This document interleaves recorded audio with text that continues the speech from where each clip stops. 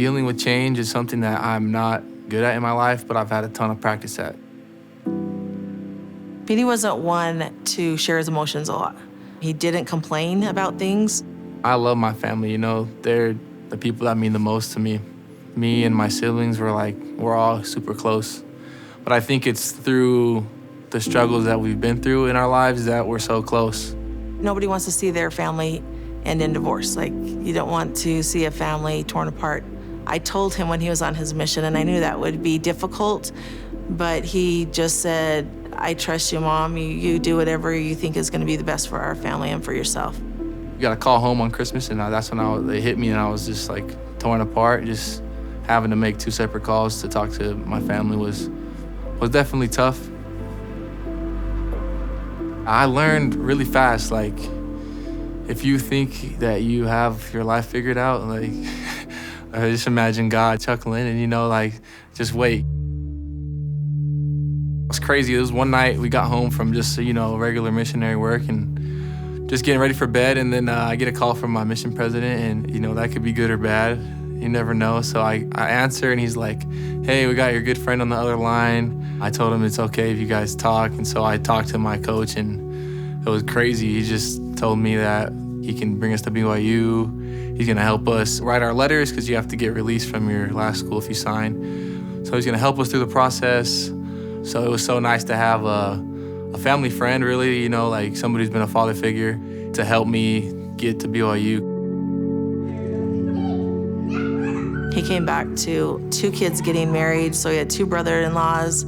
I think there was 1 grandchild born while he was gone, and then his parents separated. I remember coming down the escalator, seeing these faces I really haven't ever seen before, and it was really cool just to see how it's not what I thought it was gonna be, but it felt really good, you know, it felt right. And so, like, my life was flipped upside down. I'm coming to a new college that I didn't think I was coming to, but it was just, you know, goes back to what we're talking about.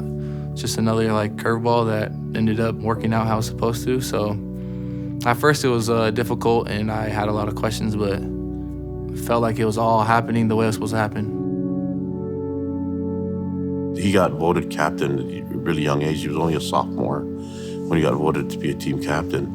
And that says something about his ability to lead.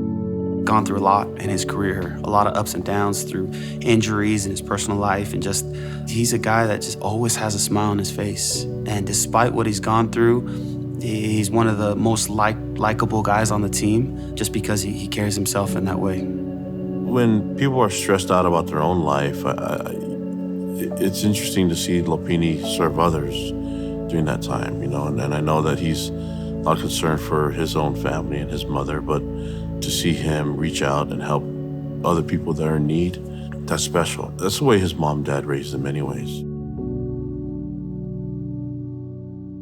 I was having some headaches. I was having some dizziness, but not really bad. All the tests they did were great. She's like, I can't see anything wrong.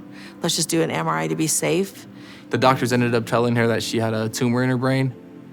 I didn't want to be taken care of. So I was worried about how this would play out. And I was worried about Lopini because I knew he was getting ready to start his season. And so I said, should we just wait? Should I just get the tumor taken out later? And he said, no, don't wait, Mom. Just get it taken out right now. We'll be fine. I'll be fine. I can play football. And I was so worried because I was going to have to miss some of his games. My family's very much the type to step in and help when we can, but especially when it's with each other. But, you know, this is out of our control, and it's one of the first times it's like we can't really control it, so. One of the practices, I just remember, like, he was having a rough day, and that was kind of when he opened up and was like, you know, some stuff at home is happening, and my mom's not doing too well right now, and it was so hard for me to be motivated to come to practice that day and to focus when my mom, you know, my #1 fan, #1 support, was struggling and trying to get back to functioning well. And that was something that definitely took a toll on me, but one good thing that did come from that experience was just how much the relationships and the people that I've met since I've been at the Y, like how real those relationships are. When you see your brother hurting, obviously, you want to do whatever you can to help him. And that was something that I think definitely helped these guys out. They grew a lot closer with Beanie and his family. My little sister, she's like a fitness instructor. Put a class together, had like a little fun event for my mom before she had her surgery, and just had like a little donation, option. And I was amazed, and I was honestly touched and just super grateful for how many of my friends, my family, and then especially the people that I was with every day here at the school, because they showed up to the event, they donated out of their own pockets, and I just developed a stronger love for Cougar Nation, like the people at BYU, and was able to stop and just be grateful that I had the opportunity to be at BYU in the first place.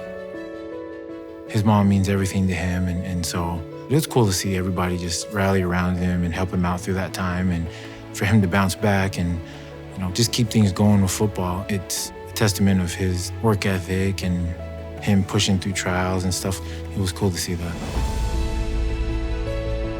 Do you want to go through difficult things? Not usually, but it's all a part of your story. It's all what makes you who you are, and definitely has made me who I am, and Lopini as well. All that matters to me really at the end of the day is my faith in my family, being with them and making sure that we're close to God and our Savior. That's really all that matters for me. And there's all these different turns in life, and as long as we all end up happy together, that's it for me right there.